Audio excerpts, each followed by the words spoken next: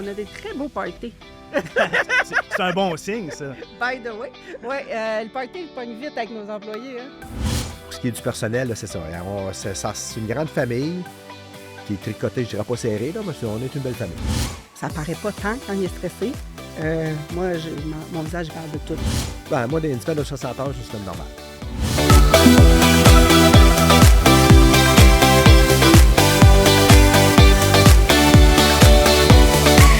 Simon, dans cet épisode-ci, tu as reçu un père et une fille qui sont en train de faire le transfert pour une 4e génération, ce qui est extrêmement rare. Emballage Coderre, ce qui est iconique dans la région. Qu'est-ce que tu as appris dans ton entrevue avec eux? On a découvert une entreprise avec une riche histoire. Donc, Emballage Coderre va célébrer très bientôt son 100e anniversaire. Et qu'est-ce qui est intéressant de comprendre, c'est la dynamique ici père-fille, où on intègre son enfant dans l'entreprise, on lui accorde un poste de direction, on lui montre aussi toutes les sphères de l'entreprise avant d'être prêt de passer à une autre étape. Donc, cette dynamique-là, familiale, pour assurer là, un transfert efficace, c'est intéressant là, à découvrir. Oui, puis bon, on a vu Jenny puis Simon dans l'entrevue, mais il y a d'autres membres de la famille aussi qui sont dans cette nouvelle génération-là. Puis moi, ce qui m'a le plus touché, c'est que à tous les matins, tous ces gens-là vont manger à la maison ensemble, puis ils n'ont pas le droit de parler de travail. Simon et Jenny, c'est à votre tour.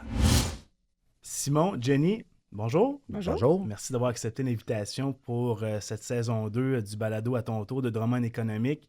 Aujourd'hui, on a la chance de vous recevoir un duo père-fille d'une entreprise qui représente beaucoup pour la MRC de Drummond, donc Emballage Coderre, entreprise qui va avoir 100 ans là, dans les prochaines années. Vous avez célébré votre 95e anniversaire tout récemment et on va parler de transfert d'entreprise familiale. C'est un sujet qui fait couler beaucoup d'encre. C'est un sujet qui est intéressant. C'est un sujet, puis Simon, je pense, pourra nous le dire, qui n'est pas simple.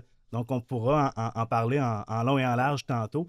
Mais avant tout ça, Simon, je veux que tu nous parles de l'historique de votre entreprise. Donc, qu'est-ce que vous faites, depuis quand tu es impliqué et d'où que ça part, là, ce grand projet-là, il y a près de 100 ans?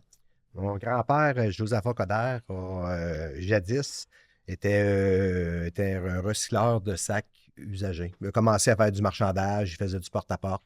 Il vendait des œufs, de la viande, il commerçait des produits, des fruits, des légumes, puis il ramassait aussi dans les fermes. Ils ont remarqué que dans les fermes, les gens qui utilisaient de la moulée dans des sacs, dans des emballages de jute principalement à l'époque, étaient pris avec ces produits-là. Ils les jetaient.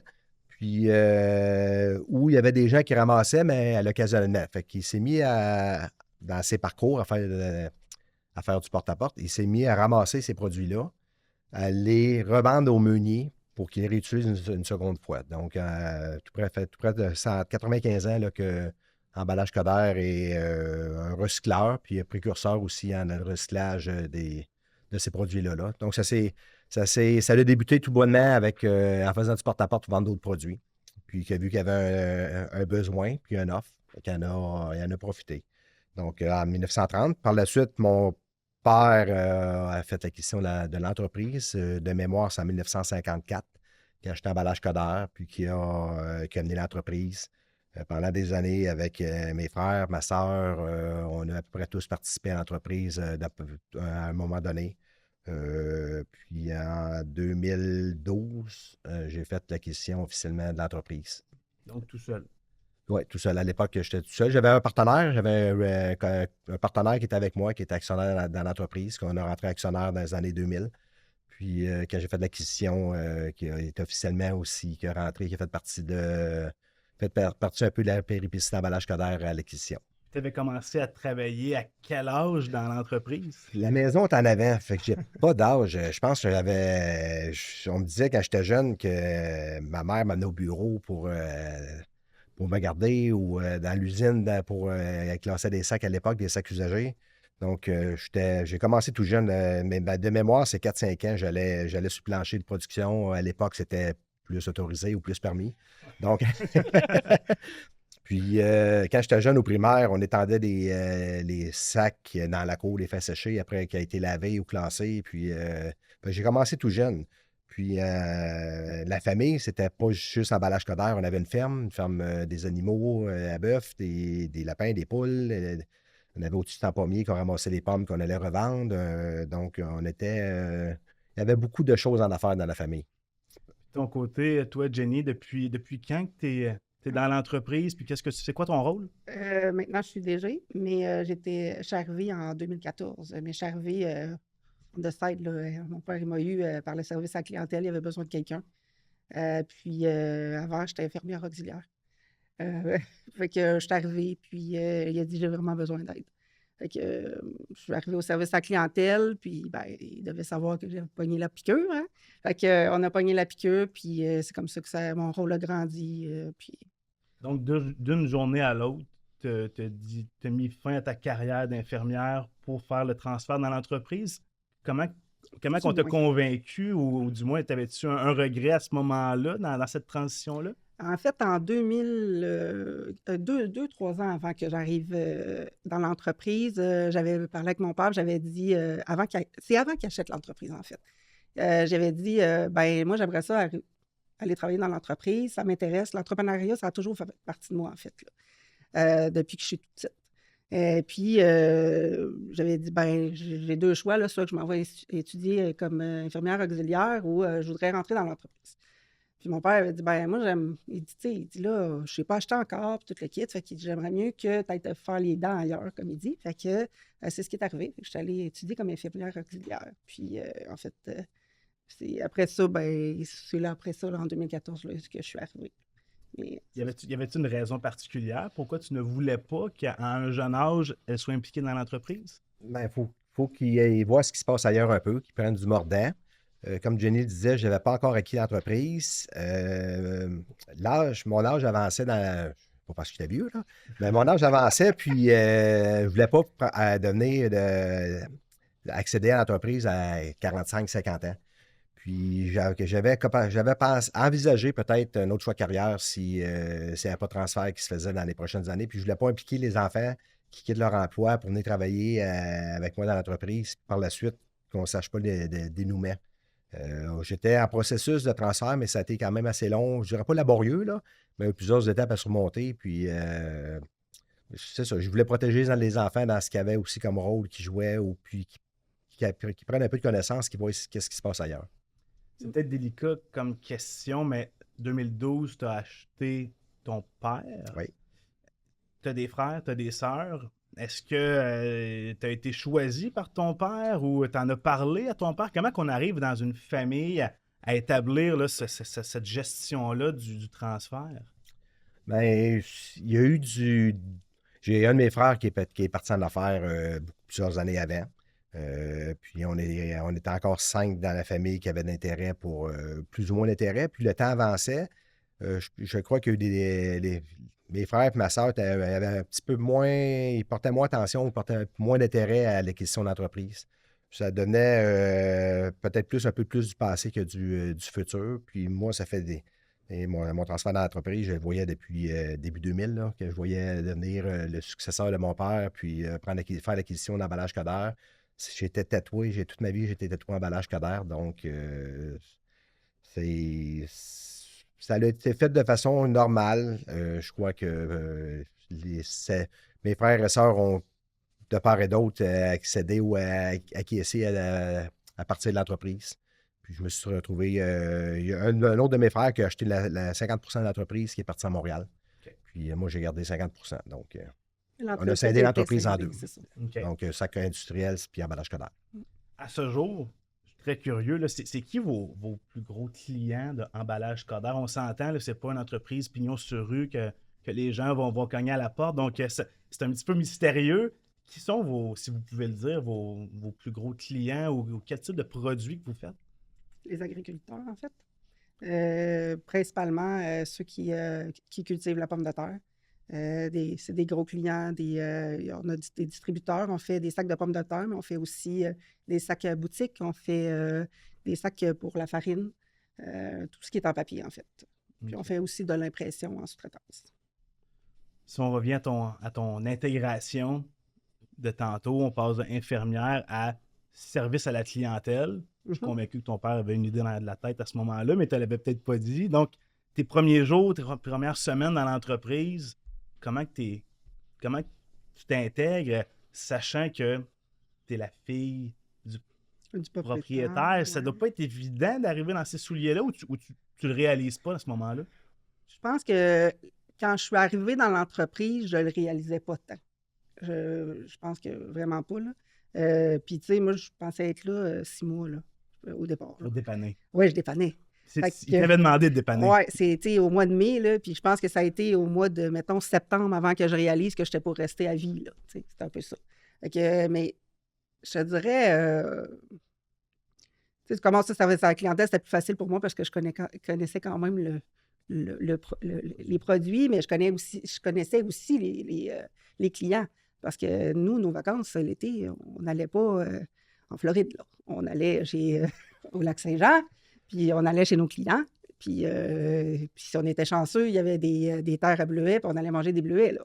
Fait que c'était la tournée de nos clients. Tu sais, on avait avec mon frère et ma soeur, parce que mon frère et ma soeur sont dans l'entreprise et ils font partie de la relève aussi. Puis, tu sais, moi, je me souviens, mon frère était tout petit avec ma soeur, puis, tu sais, tout le monde, il voulait nous montrer comment il ensachait les pommes de terre, tu sais. Et que je vois mon petit frère encore, c'était son 6e client qui montrait comment il ensachait, là. Fait qu'il faisait comme quasiment semblant qu'il ne savait pas comment, puis il est tout petit, il n'est pas grand, mon frère, là. Il a à peu près la grandeur à mon père, mais il était jeune. Puis c'était ça nos vacances, nous autres, mais tu sais, en même temps. Puis on faisait mon père, il prenait beaucoup de photos dans les champs de pommes de terre, là. Ça, ça, on aimait un peu moins ça. Il l'a fait avec mes enfants aussi. Eux autres aussi, ils aimaient moins ça. Mais tu sais, c'était ça. C'est quoi le rôle de tes frères et sœurs à ce jour dans l'entreprise? Ma sœur s'occupe des payes et des recevables. Puis elle a déjà été au service à la clientèle, elle aussi. On l'a eu par la bande, par là. c'est la voie rapide pour intégrer l'entreprise. C'est à peu près ça. Puis, on a eu... mon frère est directeur aux équipements. Fait qu'il est en train de développer cette division-là. Mais on travaille beaucoup ensemble. Mais mon frère, il a débuté opérateur, c'est ça? Ouais. Puis après ça, il a été pressier. Puis après ça, il était acheteur. Polyvalent. Ben, en fait, la relève, je pense que ce qui est clé, là, c'est d'être polyvalent, puis de passer un peu partout pour voir ce que les autres, ils vivent, puis comment c'est, là. Fait que, tu sais, tu as la vraie réalité de ce qui se passe sur le terrain. Parce que si tu ne passes pas par tous ces postes-là, surtout quand on est une relève familiale, puis qu'on est l'enfant d'eux, ben ils nous voient encore comme le petit cul, là, tu sais. Fait que faut qu'on prenne de la crédibilité. Fait que si on sait ce qu'ils font, comment ils le font, puis qu'on sait c'est quoi les vrais enjeux, ben c'est plus facile de se créer une crédibilité, une réputation. Là. Ça a été la même affaire au service à la clientèle. Quand je suis allée vendeur sur la route, là, j'ai compris des choses. Tu réalises des... Oui, c'est ça, parce que, tu sais, je me souviens, là, on a fixé un budget, on regardait les choses, puis là, les vendeurs disaient « Ouais, là, ça va être rough. » Puis là, appelle-les, là, tu sais. Dans ma tête, c'était facile. On allait chez le client, puis on avait la commande, mais j'avais le reflet de quand j'étais jeune avec mon père, tu sais, c'était plus facile, peut-être, ou je ne sais pas, ou tu étais meilleur, peut-être. C'est combien d'employés aujourd'hui, Emballage Coder? On est 45. On était jusqu'à 100. Puis j'avais 2 entreprises, puis 3 entreprises, puis aujourd'hui, c'est 45 employés. Donc, c'est une belle réussite. Puis les autres entreprises, c'est en cédant les autres entreprises ou en les fermant? Non, j'ai acheté un compétiteur dans la Nodière il y a plusieurs années. Puis j'ai gardé l'entreprise une dizaine d'années, puis je l'ai revendu pour prendre ma pré-retraite. Mais justement, dans mes réflexions, je t'ai rendu là. Parce que là, Jenny, tu es directrice générale d'Emballage Coder. Tes frères et sœurs sont dans l'entreprise dans différents postes. Oui. Toi, Simon, j'imagine qu'il y a une retraite justement qui s'en vient. Est-ce que tu penses être capable de prendre ta retraite ou as-tu un objectif dans tant d'années, je veux vraiment être en dehors de l'entreprise? Cette réflexion-là est rendue où dans ta tête quand tes enfants sont bien intégrés? Mon objectif est à moins 2 ans. Donc, c'est à 55 ans, je devais prendre ma retraite dans mon plan de match, dans mon plan de vie. Quand tu as passé ta vie dedans, c'est pas facile de laisser. C'est comme les agriculteurs là, qu'on entend des fois que jusqu'à 80 ans, puis ils vont mourir sur la terre. Là. Je ne souhaite pas faire ça, Mais à 60 ans, ça serait, dans 2-3 ans, là, ça serait un bon moment pour céder. Ce serait la nouvelle cible. Oui, ce serait la nouvelle. C'était 55 ans, puis je pense que c'était trop jeune. Qu'est-ce qui te reste à faire d'ici les 3 prochaines années? Je pense que c'est me gâter moi-même. J'ai toujours aimé les opérations, puis être touché à un paquet de petites choses. Puis je pense que c'est ce que je fais. Puis j'enlève un peu peut-être de poids sur l'épaule des enfants à l'occasion.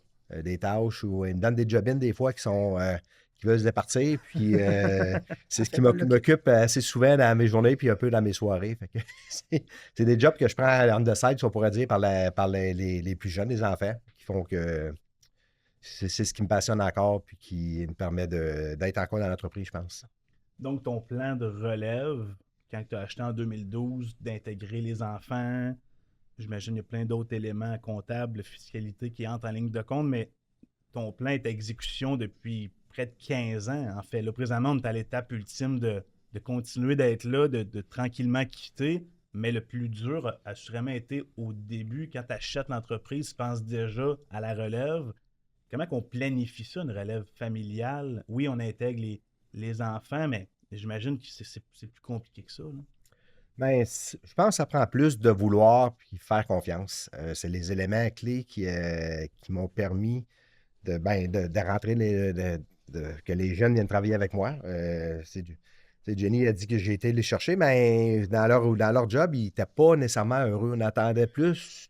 Les enfants viennent souvent déjeuner chez nous, mais encore aujourd'hui. À tous les matins, Ouais. en fait, on va déjeuner chez nos parents, ma soeur puis moi, en fait. Puis ça Tu fait. es encore en face de l'entreprise? Non, Ok, non, ok. on est pas loin. On fait 7 minutes là, du village. On est dans. C'est vraiment pas loin. Donc, c'est ça. Fait que les enfants, par les commentaires, étaient dans le service de. Lisa aussi était préposée. Puis, s'il n'y avait pas nécessairement l'air heureux dans leur job, je ne suis pas sûr qu'ils auraient fait leur carrière dans ça. Fait que, puis, quand j'ai acheté, moi, mon objectif, c'était de faire l'achat pour retransférer un jour à la famille, que ça demeure une 4e génération. Ça, c'était mon objectif premier. Puis, c'est ça, j'ai fait de l'attraction auprès des enfants comme les entreprises le font auprès d'aller chercher du personnel. Puis, Jenny était la première arrivée, suivie de Steven. Quelques mois plus tard, en Ouais. fait, moi, je suis arrivée en mai, puis Steven est arrivé en novembre. Là. Puis, j'ai fait l'acquisition de l'entreprise, j'avais 42 ans, puis mon objectif, c'était de transférer l'entreprise avec des jeunes à cet âge-là. Donc, je ne voulais pas que ce soit un projet de fin de carrière ou un projet de fin d'emploi. Je voulais que ce soit un projet qui les passionne. Fait que l'objectif en 2012, dans les premières années, c'était avec mon partenaire, c'était de faire grandir l'entreprise, puis de céder les actions de mon partenaire à un moment donné aux enfants. Puis, ça s'est fait en 2022. Les enfants sont devenus actionnaires avec moi dans l'entreprise, les 3. Avec Lisa, Jenny, puis Steven. Ça s'est fait, je dirais, c'était déjà planifié. C'était même dans mon projet, j'étais dans le groupement des chefs, puis il fallait faire, on avait souvent des travaux à faire qu'ils nous donnaient, le groupement des chefs qui ont aujourd'hui entre chefs. Puis ça faisait partie aussi de notre plan. C'est quoi notre plan de relève, notre plan pour les entrepreneurs? Puis moi, j'avais écrit que je voulais transférer mes enfants dans un court délai. Puis fait que c'est ce que j'ai accompli. Je pense que c'est une façon naturelle, mais pour que ça se réalise, puis je m'en rends compte aussi quand je charge avec d'autres personnes, c'est qu'il faut faire confiance aux gens, puis les accompagner et non les surveiller. Puis tu parles de faire confiance, mais est-ce que tu as des amis entrepreneurs qui ont aussi des entreprises familiales ou non, qui tu crois qui négligent un peu la fin de leur carrière, le transfert de leur entreprise, que ce soit familial ou non? Là, le reprenariat est un sujet d'actualité au Québec. Là, on craint qu'il n'y aura pas assez de repreneurs là, dans quelques années, puis peut-être même perdre des entreprises un peu partout là, aux 4 coins du Québec. Est-ce que tu le vis ça avec des amis entrepreneurs que tu les trouves un peu négligents dans leur fin de carrière versus la progression de leur entreprise?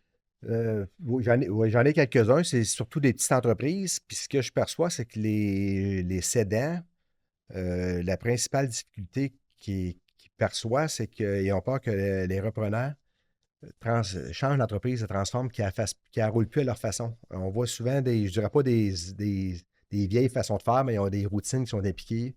Puis quand les jeunes veulent reprendre ces routines-là, puis les adapter, les modifier, les cédants ont souvent de la difficulté à accepter ça ou à faire confiance. Puis c'est difficile aussi pour certains. Puis les gens ont souvent mis toute leur économie dans les entreprises. Hein. Les entreprises, les cédants ont un certain âge. Tous les avoirs des entrepreneurs sont des entreprises, sont pas monnayables, Ils ne sont pas payés non Ouais. plus au cours des années. Les salaires, moi, je le vois là, par d'autres, là, ils ne se sont pas payés, les Ils font entrepreneurs. des sacrifices, puis Ouais, ils se sont payés des salaires très, très, très bas, qui n'est pas du marché, ce qui fait qu'ils ne se sont pas accumulés d'autres avoirs en cours de route. Puis souvent, les cédants vont laisser, ils vendront pas à plein prix, ils vont vouloir soit prendre une partie de la charge de la vente, puis souvent, les impôts les rattrapent. Fait que si une entreprise est vendue X montant, puis il dit, moi, 50 je vais financer 50 bien, les impôts le rattrapent, puis là, ben, ça prend quand même un fonds pour aller chercher cet argent-là. Là. Fait que ce qu'on voit, là, c'est ça, c'est la confiance, les façons de faire, puis aussi le financement des entreprises là, qui n'est pas toujours évident. Là. toi, Jenny, dans cette transition-là, ou du moins maintenant propriétaire avec tes frères et sœurs de l'entreprise, est-ce que ton père raconte que les jeunes veulent innover, veulent changer des processus, des procédés? Est-ce que tu as déjà, en tant que directrice générale, des idées qui ont été mises en place ou des idées dans les prochaines années pour rendre l'entreprise encore plus performante? Puis est-ce que ton père est ouvert à ça? Oui, toujours. Mon père, en fait, je pense que tu es peut-être différent de d'autres entrepreneurs, peut-être parce que tu as fait du mentorat puis parce que tu as passé aussi par là, mais moi, je le vois dans mes groupes, dans mes groupements ou whatever, là, que c'est vraiment très différent. Il nous pousse à vouloir changer. Il veut qu'on change les choses. Il veut qu'on. Ça fait 20 ans qu'on fait ça, là. Je pense que c'est la pire phrase du monde. Fait que oui, ça, je le vois, là. Il nous pousse à aller plus loin. Puis il veut qu'on change les choses pour qu'on soit plus rentable, qu'on puisse acquérir d'autres machines, qu'on puisse innover, qu'on puisse. Je pense que c'est le premier qui va capoter, mais qu'on ait des robots pour ces choses-là. Là, ça va être. Donc, l'automatisation, est-ce qu'il y en a présentement dans votre entreprise? Pas des robots, non. Non, puis il y a une volonté d'en avoir? Oui. Il y a des choses. On a d'automatisation, mais oui, pas de robotisation pour l'instant. Non, c'est ça. Ouais. Est-ce que c'est abordable? J'imagine que le prix est un frein versus le gain en productivité. C'est ça, j'imagine, qui est difficile à calculer ou à prédire. Je suis pas sûre. Oui, il y a un prix, là, mais le ROI, il se fait quand même bien. Mais c'est plutôt dans les actions qu'ils ont à faire pour un remplacement de poste, exemple. Là. Ben, il y a des choses que c'est plus difficile, mettons, en tout cas, dans les actions, dans les choses qu'on veut faire dans les prochaines années. Je me demandais, Simon, je pensais tantôt quand tu dis, bon, ben, j'ai acheté l'entreprise, je veux la vendre à mes enfants. En cours de route, peut-être ton père ou toi, avez-vous eu déjà des offres pour vous faire acheter par d'autres? Et si oui, comment on a joué la situation? Moi, j'en ai eu quand j'étais plus jeune. Ben, mon père il a eu des offres. On s'est assis, on avait des conseils de famille. On s'est assis pour les regarder, les analyser, puis on sentait que plus que ceux qui nous accompagnaient, parce qu'on était plus jeunes, j'étais plus innocent, ou plus ceux qui nous accompagnaient, puis la famille, mon père, entre autres, il nous tirait à la refuser. Donc, c'est intéressant, mais il va y avoir des choses, il va y avoir ça qui va se passer, puis il va y avoir ça. Puis, fait que ça... puis encore aujourd'hui, à l'occasion, on reçoit par courriel, on reçoit plein de choses. Il y en a que je réponds, puis que j'ai des retours, mais je ne peux pas vendre des enfants qui viennent de rentrer dans l'entreprise. Ça ne ferait pas de sens. Ça. Puis c'est sûr que ça prendrait aussi le consentement de. Mais je suis persuadé que dans quelques années, si je dis vous m'achetez ou on vend, la décision va être assez. Je pense que ça va être unanime du côté des enfants. En tout cas, je l'espère. J'espère qu'il va encore le feu sacré, puis il va avoir, comme je l'ai eu toute ma vie. En fait, mon frère et moi, on est des passionnés. Là. Mon frère est passionné d'équipement, là, c'est fou. Il en parle avec des yeux quand on avait une rencontre ce matin, puis il me parlait d'un projet, puis tu le vois, là, c'est comme, il y a vraiment le feu sacré pour ça, puis moi, c'est le papier, fait qu'on a chacun une vision qui est vraiment très forte en nous, puis c'est ce qui fait qu'on fait un team aussi, là. Puis ma soeur, ben, elle, c'est celle qui tient le tout, là, dans le sens où c'est la protectrice, comment je dirais ça, Lisa, elle amène L'harmonie. Oui, en fait, ouais. Fait qu'elle, elle veut pas de chicane, elle veut pas qu'il y ait de friction. Fait qu'elle, elle pose, là. Tu sais, c'est le genre, elle a un gros armoire, là, avec des collations, là, pour tout le monde, là, pour toute la shop, là. Tu sais, Je parce vois le que genre. pour elle, tu sais, elle est super accueillante, ma soeur. Puis pour elle, ça fait partie de. Fait que c'est un peu ça. Fait que oui, on a le feu sacré, puis je pense que. Est-ce qu'on est prêt là, là? Non. On a encore besoin de notre père pour plein de choses, mais est-ce que c'est parce qu'on se fait moins confiance un peu? C'est sûr qu'on est. C'est frileux. Tu sais, c'est beaucoup, puis tu sais, c'est gros. C'est 42, 45 employés, hein? Puis ça, c'est cette pression-là aussi qu'on qu'on minimise souvent les entrepreneurs, là, mais on a la charge de 45 familles. Fait C'est fois 2, fois financier. 3, fois 4, c'est Exactement. 200 personnes là, presque que Exactement. vous nourrissez et que vous Exactement. Fait permettez d'avoir que un toit. Là. puis ça, c'est rough. Fait que, tu sais, il y a encore des transferts de savoir, puis il y a encore des choses à aller chercher, là. On va tirer le maximum de jus qu'on est capable encore. Dans vos déjeuners à chaque matin à la maison familiale ou dans les soupers d'anniversaire des membres de vos familles, est-ce que vous réussissez à parler de d'autres choses en On n'a pas le droit de entreprise? parler de l'entreprise. C'est une Chez nous. une règle établie Ah, par qui depuis ma quand? mère est un gardien sacré de tout ça. Mon père a un bureau quand même dans l'entreprise. Ok. Ça, quand on est dans le bureau, on a le droit de parler À la d'affaires. maison? Oui, à la maison. Ouais, excuse, dans la maison. Mais en dehors du bureau, c'est non.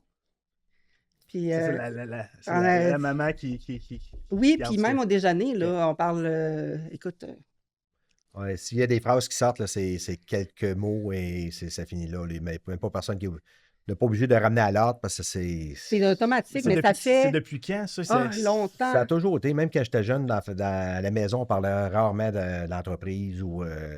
Fait que je pense que c'est inné à la naissance parce que c'est pas.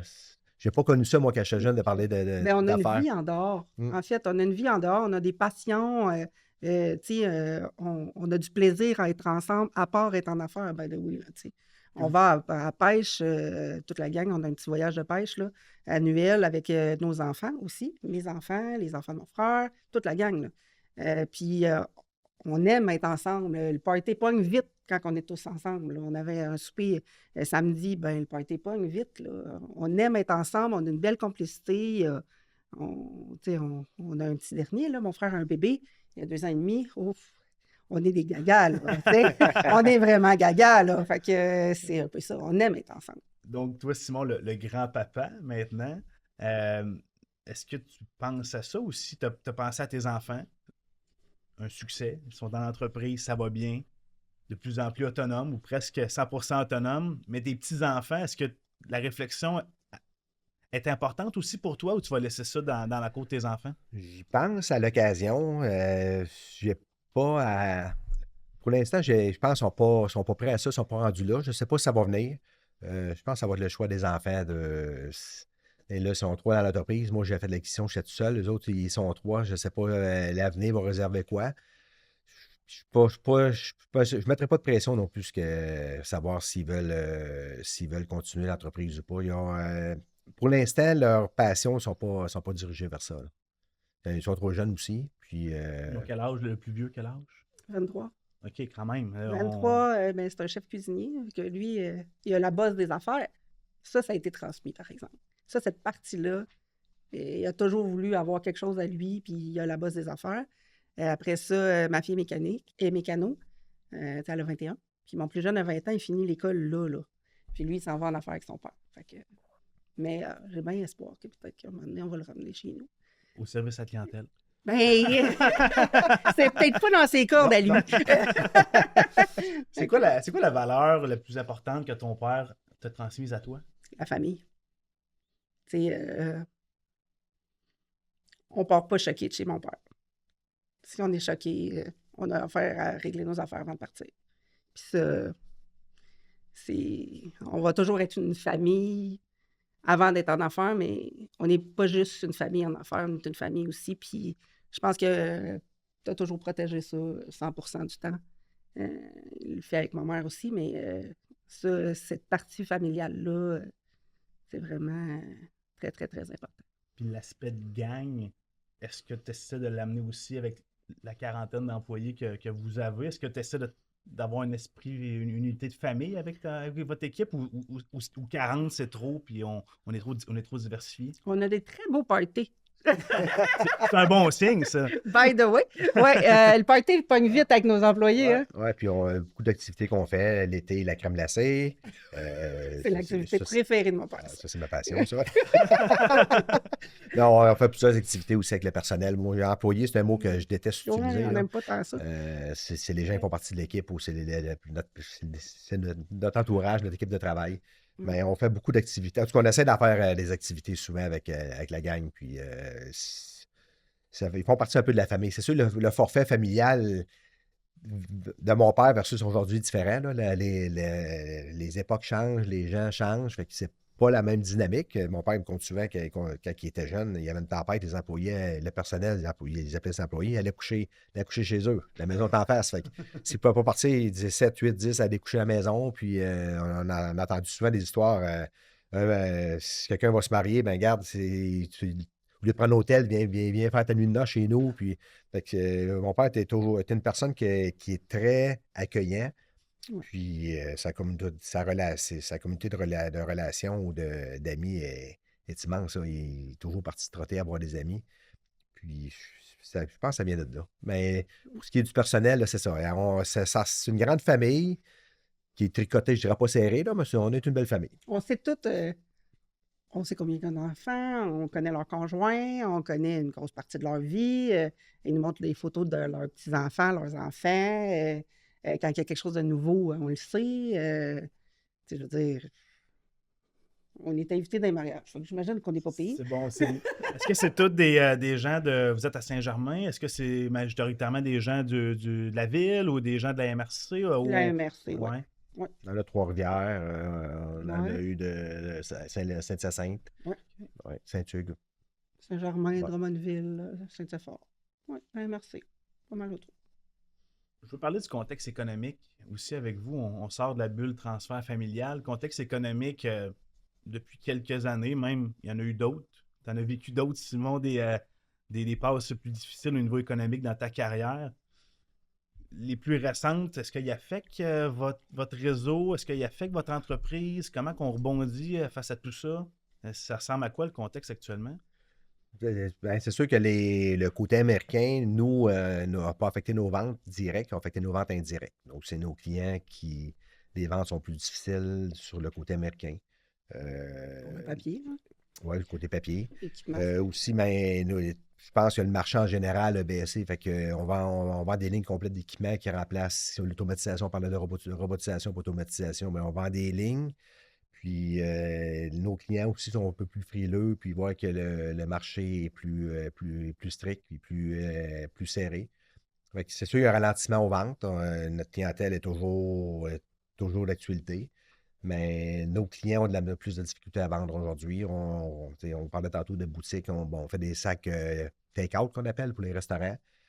Ça fonctionne, une belle croissance, mais tout ce qui est boutique, puis tout ce qui est. Mais ça, on voit qu'il y a une réduction dans la demande, puis sur le marché. Oui, parce que les boutiques ils vendent en ligne beaucoup. Hein? Ça affecte notre marché. Nous, c'est en papier, donc c'est différent.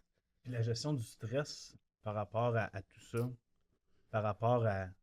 Dès que ça implique de l'argent, on veut pas, l'être humain devient un peu stressé, méfiant, ou peu importe. Chaque personne gère ça à sa manière. Comment tu as appris, toi, dans ton rôle de directrice générale, la gestion de ce grand stress-là, quand il y a des impacts économiques? Ben, je veux dire que je ne suis pas super bonne encore. Je voulais le dire de base. Je m'améliore. Comment j'apprends? En fait... Mais pourquoi tu dis que tu ne te trouves pas à la hauteur? Qu'est-ce qui... Il y a des fois où ça a apparu beaucoup, puis il y a des fois encore que ça paraît. Il y a des fois où la gestion des émotions puis du stress, à un moment donné, des fois, ça vient overwhelming, puis ça nous reprend. Là, mais je passais par je vais à l'EEB, puis je pense que c'est un peu là que j'ai commencé plus à comprendre. Je ne sais pas comment il fait pour être de glace de même. Ça ne paraît pas tant quand il est stressé. Moi, mon visage, il parle de tout. Il dit tout. Mon visage, il ne veut pas rien. Il n'est pas capable d'être transparent.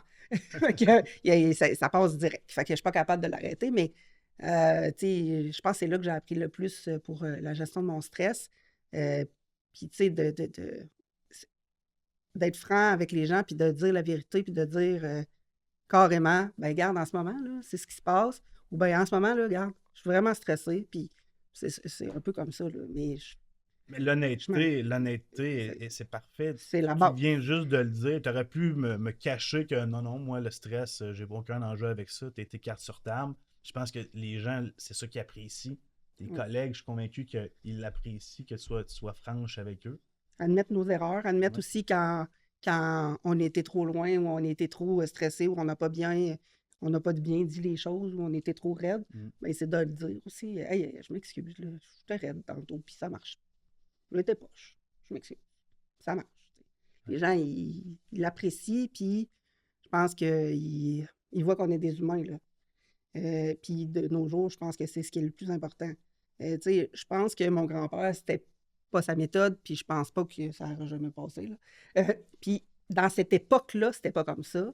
Mais je pense que dans notre époque, d'avouer ou de dire « Hey, en ce moment, là, je suis stressé, ça marche pas », puis de le dire, puis d'être très franc, je pense que c'est la clé avec les gens d'aujourd'hui, là, avec le nouveau marché de ressources qui est disponible en ce moment-là. Toi, Simon, est-ce que tu essaies de. Comment tu. Parce que tu es mentor chez Drummond Économique, c'est important de le spécifier. Donc, dans ton rôle de mentor, j'imagine que autant ta fille que des mentorés ont eu cette gestion de stress-là, parfois dans des décisions dans leur quotidien. Qu'est-ce que tu dis à ta fille pour qu'elle s'améliore? Avec mes enfants, j'ai fait du mentorat quelques temps, mais je suis comme un cordonnier mal chaussé. Depuis, je dirais, il faut qu'on se reprenne, là. On a eu des discussions pour remettre des rencontres, parce qu'on se rencontre à l'extérieur de l'entreprise, 1 heure et demie, 2 heures, une fois par 2 mois, environ 3 mois. Puis ça fait quelques temps que j'ai délaissé ce côté-là. Mais moi, quand je suis stressé, quand Jenny disait, ça, en tout cas, je ne semble pas le laisser transparaître. Je transforme le stress ou des défis en objectifs. Donc, s'il y a un obstacle, mais il faut trouver une façon de le surmonter. Puis, en oubliant l'obstacle de cette façon-là, je pense que je réussis à garder un esprit qui est quand même, je dirais, un peu sain, puis qui me permet justement de ne pas laisser voir qu'il y a qu'un mur en avant qui s'en vient, puis il faut passer à côté, puis il faut le démolir pierre par pierre. C'est comme, on le fait comment, au lieu de dire j'en ai un qui s'en vient, on le fait comment pour le démolir. Fait que c'est une façon que, aussi, encore, c'est peut-être inné en moi, là. J'ai rarement vu ma famille, mon père surtout, amener des problématiques, puis voir comme un défi, puis se sentir faible. Ça a toujours été une personne qui a surmonté les obstacles, peu importe ce qu'il était. Je pense que j'ai appris un petit peu de son savoir-faire ou de son savoir-être sur ça. Qu'est-ce que les autres mentorés que tu accompagnes, qui ne sont pas dans l'entreprise familiale, là, mais par la cellule de mentorat de Drummond Économique, là, c'est quoi tu notes comme plus grand enjeu des entrepreneurs d'aujourd'hui? Qu'est-ce qu'on te demande ou qu'est-ce que tu remarques? Dans les dates que j'ai à date, je ne pourrais pas dire que j'ai un point spécifique. Il y en a, je pourrais dire que le temps. Le temps est le principal enjeu pour être un paramètre qui est important. On va avoir du temps pour les loisirs, on va avoir du temps pour soi. Des semaines comme que je fais ou comme les enfants font, les entrepreneurs n'ont pas ça dans leur minding ou dans leur thinking. Qu'est-ce que tu veux dire par c'est combien de temps les semaines que vous faites actuellement? Ben, Je sais qu'on ne voulait pas le dire. Mon père en fait plus que nous, on va se le dire. OK. On peut se mettre des chiffres? En heure. Moi, une semaine de 60 heures, c'est une semaine normale. OK. Fait que, Encore à ce jour. encore ce jour. Encore. 60-65 heures des fois. Des fois, c'est moins. Là. Puis quand je ne suis pas là une journée, je me sens coupable, mais On se reprend. on se reprend. Oui, Moi, je suis effectivement. plus autour de 45-50, gros max. OK. À 50, je le vois, ça ne marche plus, mon cerveau, il ne veut rien savoir. Fait que, puis, tu sais, Tu étais capable de le faire avec tes enfants 10 ans plus jeunes? avec beaucoup d'aide, On là. disait tantôt qu'il était rendu autour de la vingtaine. Ouais. Moi, je suis vraiment chanceuse pour ça. Là. Mes enfants, ils sont plus. Je le vois, mon frère, là. C'est vraiment pas évident. Puis, tu sais, il est chanceux d'être entrepreneur. On va se le dire. Mais ça aurait été plus difficile. J'aurais eu l'impression de manquer beaucoup de choses.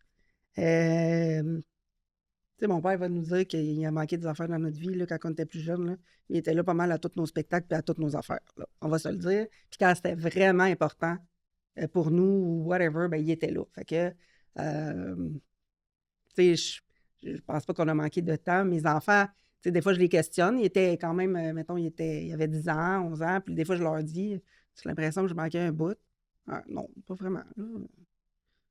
Pour eux autres, c'était comme, c'est correct. Puis maman était disponible aussi quand il allait pas bien, puis qu'il appelait, puis hey, tu peux venir me chercher? Puis là, ben, je pouvais travailler de la maison. Parce que l'entrepreneuriat, tu sais, ça nous aide à faire ça, mais tu sais, si j'aurais été travailler comme infirmière, j'aurais pas pu faire ça. Là. J'aurais appelé ma mère, puis j'aurais dit, tu peux aller chercher la petite à l'école? Là. Ça aurait été ça. Mais c'est un peu ça. Tu sais. Puis Steven, c'est la même chose. Là, tu sais, il peut se permettre de travailler de la maison. Il peut se permettre des fois d'arriver un petit peu plus tard ou d'aller chercher le petit à la garderie. Des fois, le grand-père va le chercher. Oui, des fois, c'est grand-papa. Ça fait partie de mes heures de travail, par contre. Ah, ça. c'est parfait. Donc, effectivement, comme entrepreneur, je pense que le temps, tu as des avantages parce que tu es un peu ton propre patron, mais Ouais. ça demande des sacrifices aussi. Fait qu'il y a l'équilibre là, que tu parles avec les mentorés. Donc, il y a le temps, il y a d'autres éléments qui accrochent avec les jeunes entrepreneurs.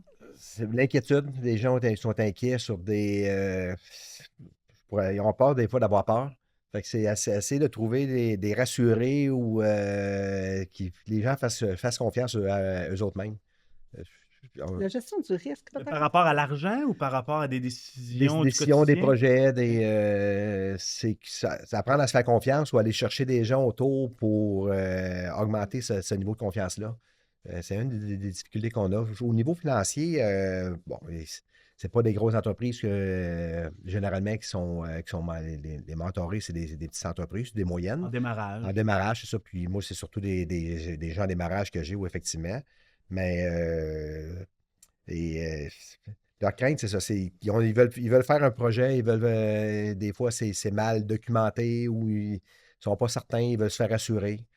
C'est surtout les enjeux qu'on a. Puis il y en a, ben, c'est dommage, ben, ils étaient entrepreneurs, mais ils ne sont pas réellement. Donc, ils décident de fermer leur entreprise. Fait que c'est les accompagner aussi dans cet événement-là qui est souvent triste. Moi, fermer une entreprise, pour moi, ça me crève le cœur. C'est difficile à accompagner ça. La distance que tu dois avoir aussi avec tes mentorés, ça doit pas être facile parce que j'imagine que si tu développes une relation avec eux, c'est que tu veux que ça fonctionne, leur projet. Mais en tant que mentor, corrige-moi, mais t'es pas un coach. Non. C'est quoi la différence entre un coach et un mentor?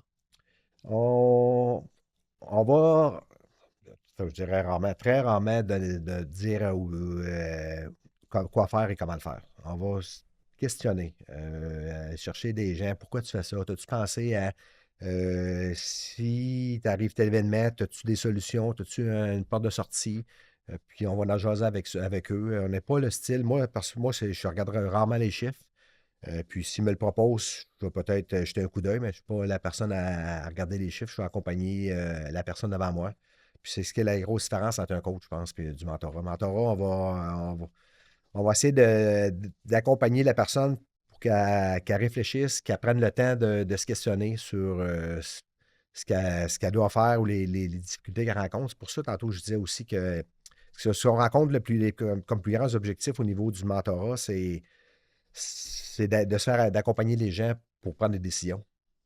C'est ce qui est recherché principalement dans mon cas, moi. Prévenir beaucoup Ouais. de choses qui pourraient arriver, de poser les bonnes questions pour leur faire penser. Puis des fois, c'est enrageant parce que tu vois la bombe qui s'en vient. Là. Ouais. Puis on peut pas leur battre. Je me permets pas de le dire. Là. C'est des questionnements. Mais là, si tu fais ça, tu penses-tu que tu.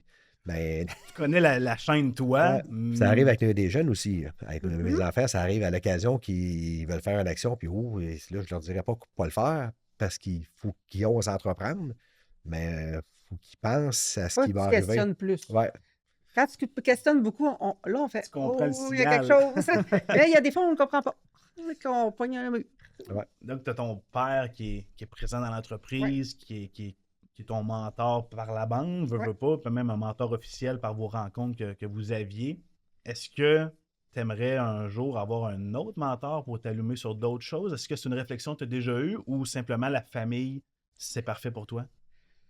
Est-ce que je veux un autre mentor? Ben, tu sais, j'en ai déjà eu un autre que mon père par le passé. Est-ce que je veux un autre mentor? Peut-être éventuellement, mais je pense que pour l'entreprise, j'irais plus faire un comité consultatif, quelque chose du genre. C'est ce qu'on parle avec mon frère, puis je pense que ça va nous amener bien plus ensemble à développer l'entreprise plutôt que d'avoir un mentor. Pour l'instant, c'est le besoin qu'on a, moi et mon frère, en ce moment. Surtout dans des grandes entreprises. C'est ça. Fait que c'est un peu ça, mais je pense que, tu sais, mon père a parlé d'entre-chefs, là, mais moi aussi, je suis d'entre-chef. D'aller chercher un groupe, puis dans notre groupe à nous, là, on se challenge énormément, on se raconte des choses, c'est totalement confidentiel, là. Puis on se livre, puis des fois, on donne ce qui se passe, nos enjeux, puis on se fait challenger, là. Fait que ça l'amène pas une forme de mentorat, là, mais une forme de... Des fois, hey, t'as-tu pensé à ça? T'as-tu pensé à ça? T'as-tu pensé à ça?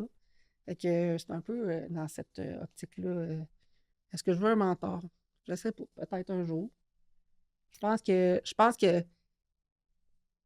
que c'est nécessaire à un moment donné pour te re-questionner. Puis quand tu arrives à un bout où tu es comme, il me semble que je stagne là, en ce moment, là. Ben, je pense que tu es rendu là, à avoir un mentor, là. En tout cas, c'est ma perception à moi, là. Un peu. Puis Simon, est-ce que plus que la retraite de 60 ans va arriver dans 3 ans, est-ce que tu comptes rester impliqué dans le domaine des affaires par le mentorat, par d'autres projets, ou tu souhaites vraiment là, déconnecter au complet? Non, déconnecter, ça va être difficile. J'aime faire du mentorat, j'aime apporter, contribuer, aider. Fait que je pense que ça serait ma mission de, je dirais pas de fin de vie, là, mais de continuité. Puis aussi mentorer les jeunes s'ils en ont besoin. C'est sûr que c'est comme un peu aller faire son expérience avant, ailleurs. Ben, je crois qu'être mentoré par d'autres personnes aussi peut apporter un plus pour l'amélioration en tant qu'individu, en tant que personne. On écoute plus aussi quelqu'un d'autre, un étranger, plutôt que notre père, là. C'est notre père, là. Ouais, Ben oui, parce qu'on est en... Comment je dirais ça? on est à l'aise. Comment je dirais ça avec notre père? Des fois, C'est ouais, plus. c'est plus dur. Mhm. Ça vient chercher notre ego. Puis là, c'est dur parce que là, c'est un peu ça. Mais je pense que c'est ça, hein, le fait quand c'est en famille, là, tu sais, je le vois avec mon gars, là. Mon gars, on a passé proche de faire une extension pour lui, avec lui, c'est-à-dire pour un restaurant. Puis là, hey, je me suis dit, hey, je peux pas le mentorer pantoute, là. Je le vois, là. J'ai dit quelque chose, là. Tu sais, il y a Il quelque se chose. ferme. Ben, c'est un peu ça. Ben, c'est la même affaire avec nous, là. Je le vois avec mon père. Des fois, je me ferme, puis là, je fais comme, hey, genre, et toi, championne, là. Ça m'arrive, là. Des fois, je me dis, là, après la rencontre, je fais comme, ouais, j'aurais peut-être dû être moins. On est plus prompt ou moins réceptif, je pense, quand ça vient de quelqu'un qu'on connaît vraiment beaucoup, parce qu'il nous connaît tellement qu'il voit tout, tu sais. Tandis que quand c'est un étranger, ben, Pose la question qu'on peut quasiment prévoir la réponse. Fait que, un peu, là, Effectivement. un peu, là, c'est ça. Mm. Fait que, je pense que c'est ça, hein. C'est peut-être pour ça qu'il faut que ça soit, ben, dans notre cas, pour l'instant, en tout cas, mon frère, on le voit, là, que ce soit de l'externe un petit peu, on est... Puis le pire, là, c'est que des fois, là, on se dit, hey, on est bien niaiseux, paye là la réponse en plus, tu sais. Ça ne nous coûte pas une scène. Ouais. Allons voir. Pas fort. C'est un peu ça. J'ai une dernière question avant de passer à la conclusion avec notre quiz qui va vous remettre en question peut-être un petit peu. Question pour toi, Simon. Puis s'il y a des propriétaires d'entreprises familiales à l'écoute, je pense qu'ils vont aimer la question. Avant d'intégrer tes enfants dans l'entreprise, est-ce que c'est mon enfant, il rentre dans le poste qu'il veut? Ou tu leur as imposé d'aller à l'école, tu leur as imposé de suivre une formation. Est-ce qu'ils ont eu des passe-droits, tes enfants, pour rentrer dans l'entreprise? Non, je ne pourrais pas dire qu'ils ont eu des passe-droits. Ils ont peut-être eu un petit peu plus facile que d'autres, mais ils ont joué leur rôle. Il y avait des postes ils n'ont pas accédé à une position, peut-être parce qu'ils faisaient partie de la famille, là, ils ont accédé à une position plus facilement que d'autres, mais ils n'ont pas eu de passe-droit à dire, comme disait Jenny tantôt, Steven est arrivé, être opérateur de machine, il a été apprécié, il a fait des étapes. Il il aurait voulu peut-être aujourd'hui, il voudrait être DG, mais cette étape-là n'est pas encore accomplie. Donc, ils l'ont peut-être eu un petit peu plus facile, mais je ne pourrais pas dire qu'ils ont eu grand passe-droit. Il y a des erreurs qui font que ce serait d'autres, des fois, qui sont moins acceptables, qu'on accepte plus, qu'on tolère, puis qu'on essaie de corriger puis les amener plus loin. Mais nonobstant ça, non, ils ont suivi le chemin que plusieurs auraient suivi. Pour ce qui est de les formations scolaires, bon, j'aurais aimé que ce qui est un peu manquant, c'est. Moi, j'ai pas de jeunes qui ont fait d'études universitaires en administration, ils ont appris sur le tas. Puis, ben, le professeur, c'est les gens autour. Moi, ils savent, ils sont entourés. Puis, j'ai apporté un petit peu de côté, de côté scolaire, si on peut dire, pour les jeunes. Aujourd'hui, pour diriger une entreprise, c'est plus facile quand tu as une formation que quand tu as acquis des connaissances aussi dans un autre job avant. T'avais-tu insisté à l'époque pour qu'il y aille dans ces programmes-là ou t'avais comme pas mis d'emphase là-dessus? Ben, quand ils ont rentré dans l'entreprise, Jenny, elle a fait sa formation à Trois-Rivières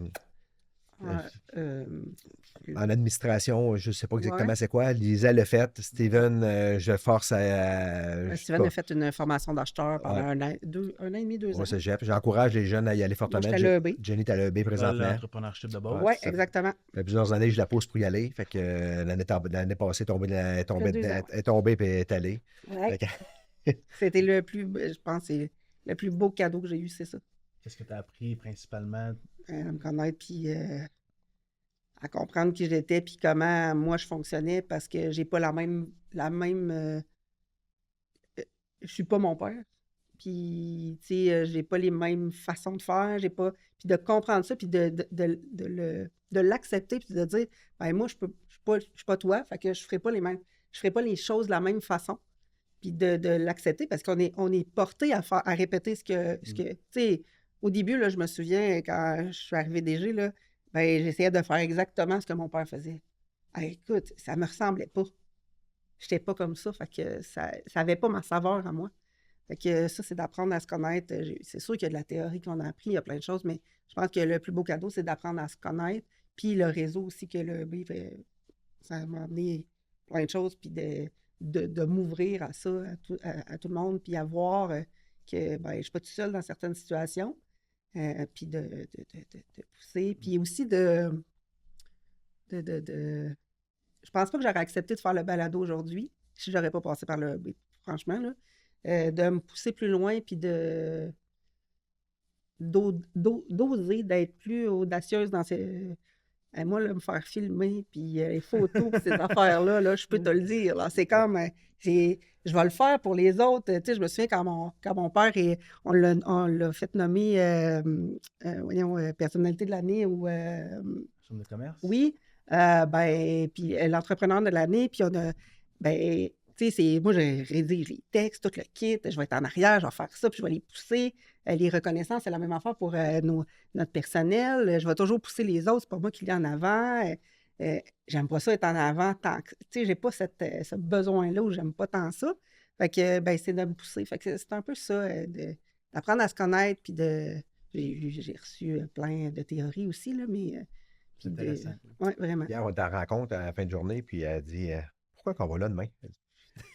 C'est une bonne question. Oui, j'ai dit pourquoi je vais là? Ça me tente plus. Là. Il me semble qu'il faut que j'aille devant du monde, puis ça me tente plus. Mais en fin de compte, on est là. C'est comme un groupe d'entrepreneurs, mais juste que là, on parle à plus de personnes en même temps. Ils vont voir votre histoire, il y a des gens qui vont prendre des petits bouts de toi, de ton père, puis l'intégrer dans leur entreprise ou dans leur futur projet entrepreneurial.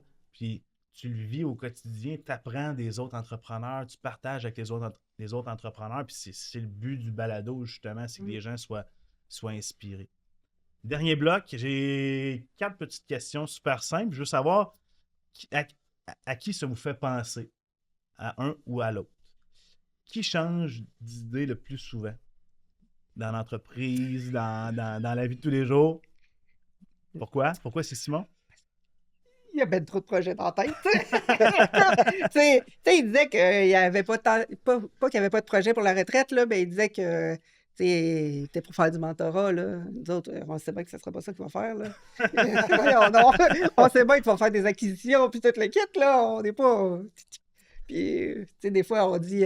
des fois, mon père dernièrement, était un peu plus dans l'entreprise. Là, je dis, ouais, il faudrait bien y trouver un projet, là. C'est un peu ça. Mais oui, je pense que c'est toi qui changes le plus souvent d'idée. Qui est le plus réfractaire au changement? Je pense que c'est moi. Oui, c'est Jenny. Pourquoi? Ben, bon, pas elle se fait une idée, mais elle se monte un plan, elle se monte puis là, mais quand elle arrive pour le présenter, puis qu'il y a des obstacles qui sont rencontrés ou... c'est comme... J'ai travaillé ça pour rien. J'ai tout fait ça pour rien. Ouais. C'est comme... Je pense que c'est... On se fait bien des scénarios aussi dans notre tête, hein, quand on est entrepreneur. Je pense que... Elle est plus structurée aussi. Fait que quand tu es structuré, tu fais ton pattern, tu t'en vas par là. Moi, j'ai un petit bout de papier, j'ai écrit ça. Puis, oh, c'est intéressant d'abord. Et puis là, t'es rendu. Donc, je pense, moi, c'est Jenny, effectivement, oui. Qui est le plus matinal? Ah. Quelle heure qu'on se lève en tant qu'entrepreneur? Ça c'est un petit peu plus tard. C'est 5h, c'est 5h30, 6h. Ça a été longtemps, 4h, 4h30. Ouais.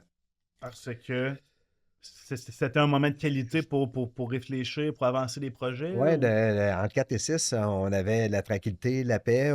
Plus jeune aussi, peut-être ça prend moins de sommeil qu'en vieillissant. Mais non, j'étais d'un réveil naturel. Ouais. Dernière question. Qui a le plus peur de décevoir l'autre? Ah, mais tu sais, moi, je suis la fille à mon père, là. Que, je pense que c'est moi, là, tu sais, de décevoir mon père, là.